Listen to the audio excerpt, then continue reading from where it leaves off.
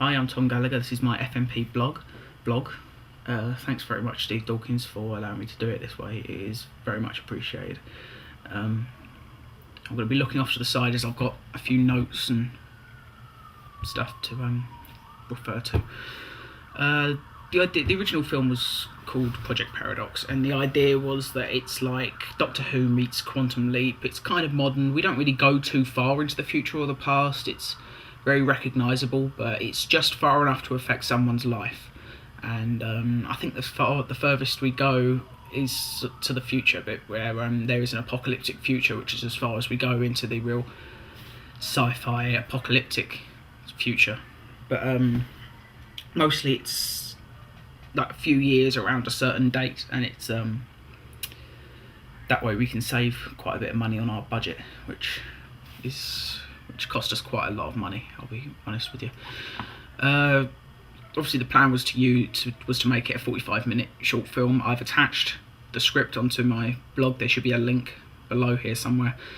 I intended to use a lot of special effects. It's something I haven't really done before, was a lot of special effect work, and I really wanted to learn Adobe After Effects. And so last summer holidays, while I was trying to come up with an idea for the film, I decided to play around with After Effects, try and learn a few techniques that could maybe influence the script, because if I knew what I could do before writing the script, obviously it gives me a lot more freedom with what I can actually write, because it doesn't mean I get to the set and suddenly realise I can't pull something off.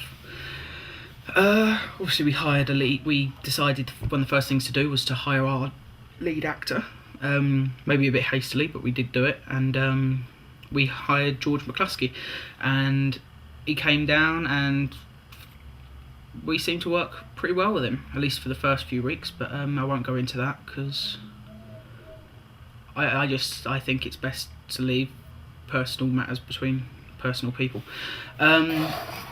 It'd be quite unprofessional of me to talk about a lot of the stuff that was said during that time. Suffice to say, the film was never actually finished because we couldn't finish shooting because we didn't have a lead actor anymore.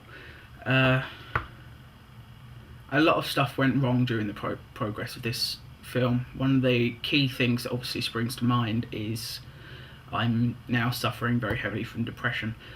I'm on medication from my doctor now for that, but I'll be honest, it's not really helping yet. But well, I've always kind of really suffered, but this film kind of threw me over the edge. Certain people's actions caused me to have a complete mental breakdown. But obviously I had to finish the film, and that was the hardest part. Was as soon as we finished shooting all of the stuff that we could shoot, because then we lost our lead actor, I then had to spend several weeks editing the special effect heavy scenes, and that was a nightmare. Having to look at that video footage, knowing what I knew at that point about how it would never be finished, having to actually still try and put the work in, still try and make the special effects look good, it took more out of me than I would have imagined at the start. And this past month and a half has been very difficult, and I'll carry on. We did set up a Facebook page, facebook.com/Project Paradox, one word. A lot of people, well, not a lot of people, we had about 40-something people join the Facebook page by the end. I'll just go through some of the stuff that we had for the budget of the film quickly now while I've got it in front of me. Our budget that we estimated to work to was going to be around £700, and we ended up spending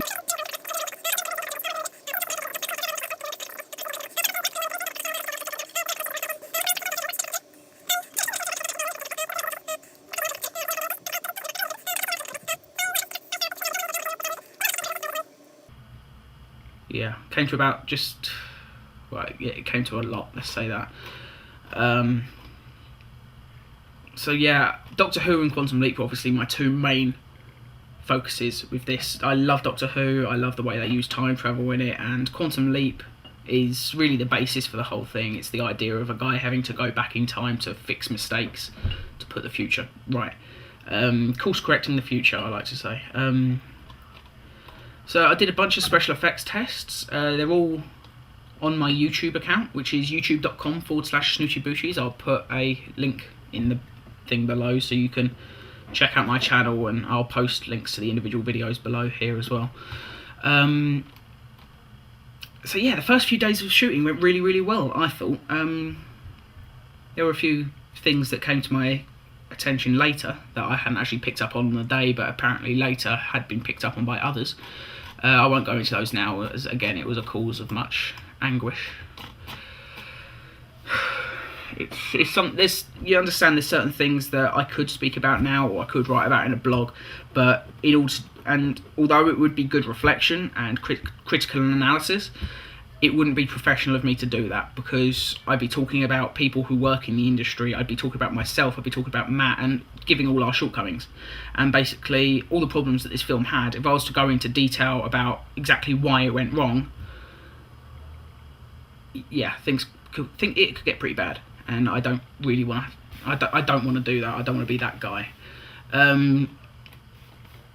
By the third day of shooting, we was pretty much on top of everything. We'd shot 2 full days, which were absolutely fantastic. We'd shot with multiple actors I hadn't worked with in the past, and then we went off and worked in the studio, and that's when things kind of fell apart. That's when I'm sure if you read Matt Farmer's blog, I'll just see if I can find it real quick.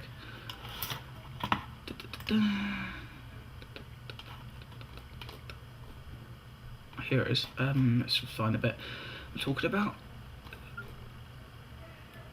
Yeah, Matt put a blog post called Production in Crisis, which I imagine you've already read. It's basically talking about how we were working with our actors, and how morale was at an all-time low. In evaluation, to be honest, with the footage of the film, I couldn't be more pleased. The video footage I've got looks great. I love the Canon 7D. It's probably my favourite camera I've ever actually used, and I wish I had one of my own. But apart from that, to be honest, because we weren't ever able to shoot the key scenes that brought the story together in the way that I originally intended, that explained a lot of the characters' motivations and a lot of why what was going on. A lot of the story was lost, and that's one of the main problems I have with the film as it is now, because I put everything into this, and it all kind of was for nothing, because the film isn't festival worthy. I would never show this film at a festival. To be honest, I don't even really want to show it at the Degree show. Sorry, let's continue on with this. I'm very stressed about this whole production, and I'd rather get this all out of the way and finish now. We was going to do storyboards, but in the end, because I had this new camera, the Canon 7D, I really wanted to try and pull off some shots that I hadn't done before, because I had a variety of different lenses that I hadn't been familiar with in the past, and I decided that doing a storyboard based around a camera I'd never used and wasn't really going to help, because I really felt that I wanted to be able to improvise certain shots, and there were parts that I wanted to try and work out on the day. I wanted it to feel very organic. I wanted the whole process to really come together in that way. And so obviously, as the film went on, we kept shooting it without storyboards, and now we've got no storyboards to hand in. You'll see probably in the post above this one, you'll see for my Degree show the trailer, the 1-minute trailer for the film. Yeah, that's about it, I think. Let me turn off this, I'll come back on in a sec. One of my biggest influences while actually making the film was a director named J.J. Abrams, who recently directed the Star Trek movie reboot. He's currently coming out with a film called Super 8, which a lot of people are very familiar with. He's also one of the people behind Lost and Alias and Fringe and a bunch of other brilliant stuff.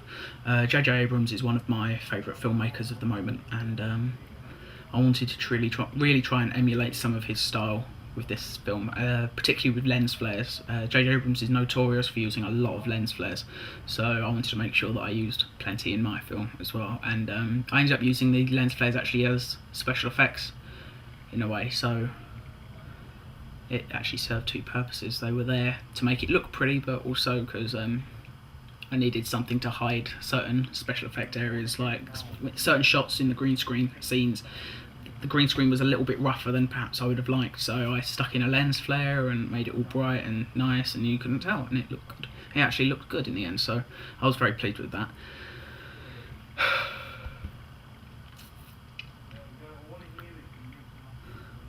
I've tried to be original with it. I've tried to take several different ideas and sort of merge them together to create something I hadn't really seen before, something I wanted to see a bit more of but hadn't actually yet.